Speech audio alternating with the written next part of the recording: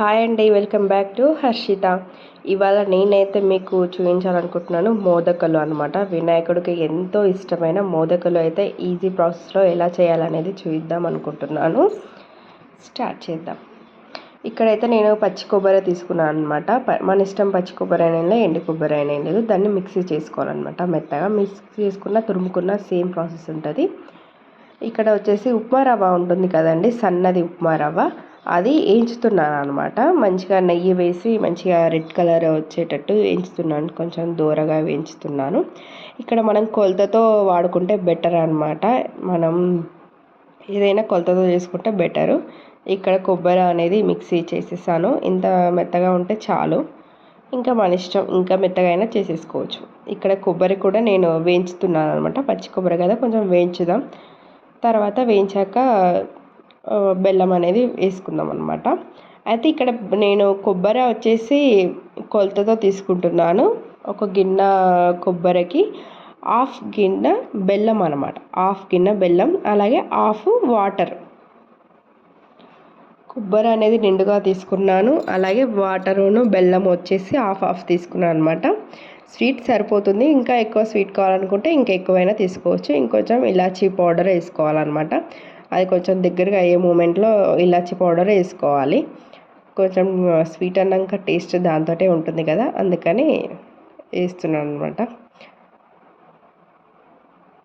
అది అలాగే కలుపుతూనే ఉండాలన్నమాట. గట్టి పడుతుంది మనకి, ఉండ వచ్చేంత వరకు కలుపుతూనే ఉండాలన్నమాట స్టవ్ మీద. అలాగే వచ్చేస్తుంది అది కూడా. చాలా చాలా టేస్టీగా ఉంటుందండి. లాస్ట్ కొంచెం నూనె నెయ్యి వాడుతున్నాను నేను. చూసారా, గట్టి పడిపోయింది. అలా కలుపుతూనే ఉండాలి, లేదంటే అడుగంటిపోతుంది అనమాట కలపకపోతే. అందుకని అది గట్టి పడేదాకా కలుపుతూనే ఉండాలన్నమాట. ఇక్కడ మనం అన్ని కొలతతో పాటు తీసుకోవాలని చెప్పాను కదండి. ఉప్మా రవ్వ వచ్చేసి నేను 1 గ్లాస్ ఉప్మా రవ్వకి 2 గ్లాసుల వాటరును 1 గ్లాసు పాలు తీసుకుంటున్నాను. పాలు కాగబెట్టిన ఏం లేదు, పచ్చిపాలైనా ఏం లేదు, మన ఇష్టం అనమాట. ఇందులో కొంచెం చక్కెర కూడా వేసుకోండి, కొంచెం స్వీట్నెస్ కోసం. లైట్గా వేసుకుంటే చాలు, సరిపోతుంది. అలాగే ఫుడ్ కలర్ కూడా కొంచెం లైట్గా నేనైతే వాడాను అనమాట. వాడాను. ఇదే ఫస్ట్ టైం నేను వేయడం ఫుడ్ కలర్ కూడా. అలాగే కొంచెం నెయ్యి కూడా వేసాను అనమాట. అది గడ్డ కట్టకుండా కలుపుతూనే ఉండాలన్నమాట. ఉప్మా రవ్వ వేసాక గట్టి పడేదాకా కలుపుతూనే ఉండాలన్నమాట. అది కాసేపు చల్లగా అయ్యాక ఇప్పుడైతే మనం మోదకలు అనేవి తయారు చేసుకుందాము. ఇది మోదకలు చేసేది అనేది అయితే మనకి స్టీల్ షాప్లలో అవైలబుల్ ఉంటుందండి. ఏ స్టీల్ షాప్లోనే దొరుకుతుంది. దీని కాస్ట్ కూడా చాలా తక్కువనే, 70 రూపీస్ పడింది నాకైతే. చాలా తక్కువలో దొరుకుతుంది ఇది కూడా. ఫస్ట్ అయితే నెయ్యి అయితే రాసుకోవాలన్నమాట. మంచిగా నెయ్యి రాసుకున్న తర్వాత మనం తీసుకున్న ఉప్మా రవ్వ వచ్చేసి నీట్గా చుట్టూరా పెట్టుకోవాలన్నమాట. చుట్టూరా మనం వేలుతో ఇట్లా సెట్ చేస్తే అవుతుంది. తర్వాత దాంట్లో చిన్నగా కొబ్బరి లడ్డు పొడుగ్గా చేసి దాంట్లో పెట్టేసి దానిపైనంగా క్లోజ్ చేసేయచ్చండి. ఆ హోల్ని క్లోజ్ చేయాలన్నమాట. చాలా అంటే చాలా నీట్గా వస్తుంది, చాలా త్వరగా కూడా అయిపోతుందండి, చాలా నీట్గా కూడా ఉంటుంది. నెయ్యి అయితే కంపల్సరీ వాడాల్సిందే అండి. నెయ్యి వాడితేనే అది నీట్గా వస్తుంది, పగిలిపోకుండా చాలా చాలా బాగుంటుంది. తినడానికి కూడా చాలా రుచిగా కూడా ఉంటుంది అన్నమాట.